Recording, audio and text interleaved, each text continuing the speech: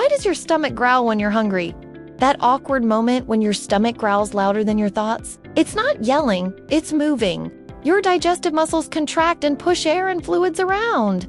This wave motion is called peristalsis. It happens even when there's no food inside. With no food to absorb the noise, it echoes like a drum. So when you're hungry, you might hear a growl or two.